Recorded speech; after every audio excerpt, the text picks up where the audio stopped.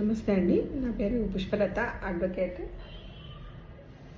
ఈరోజు నేనేం చెప్పాలనుకుంటున్నానంటే లీగల్ నోటీస్ని అందరూ లైట్గా తీసుకుంటారు. అంటే ముఖ్యంగా ఏంటంటే లీగల్ నోటీస్ ఎవరికన్నా వచ్చినప్పుడు త్రూ కోర్ట్ ద్వారా కానీ అదర్వైజ్ ఏదైనా అడ్వకేట్ ద్వారా లీగల్ నోటీస్ వచ్చినప్పుడు దానికి రిప్లై ఇవ్వాలా అక్కర్లేదా అంటే రిప్లై ఇవ్వాలి. ఫస్ట్ ఆఫ్ ఆల్ మీరు ఆ తప్పు చేయలేదు, లేదంటే మీకు దానికి సంబంధం లేదు అయినా కానీ మీకు ఆ నోటీస్ వచ్చినప్పుడు ఆ సంబంధం లేదు అనే విషయమైనా మీరు వాళ్ళకి రిప్లై రూపంలో ఇవ్వాలి.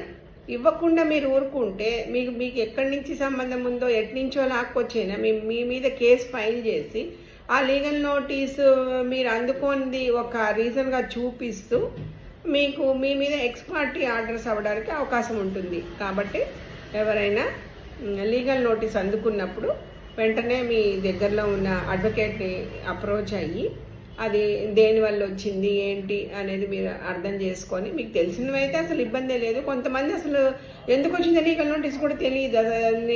ల్యాండ్స్ విషయంలో జరుగుతూ ఉంటాయి చాలాసార్లు. ఇవి ల్యాండ్ అమ్మేశాను మేడం అని కూడా చెప్తారు, అమ్మేసిన తర్వాత కూడా వస్తాయి. అయినా కానీ అలాంటివి మనము నెగ్లిజెన్స్ చేయకుండా త్రూ అడ్వకేట్ దగ్గరికి వెళ్ళి దాని గురించి వివరంగా తెలుసుకొని దానికి రిప్లై నోటీస్ ఇవ్వడమా ఏం చేయాలనేది తగు జాగ్రత్తలు తీసుకోవడం తప్పనిసరి.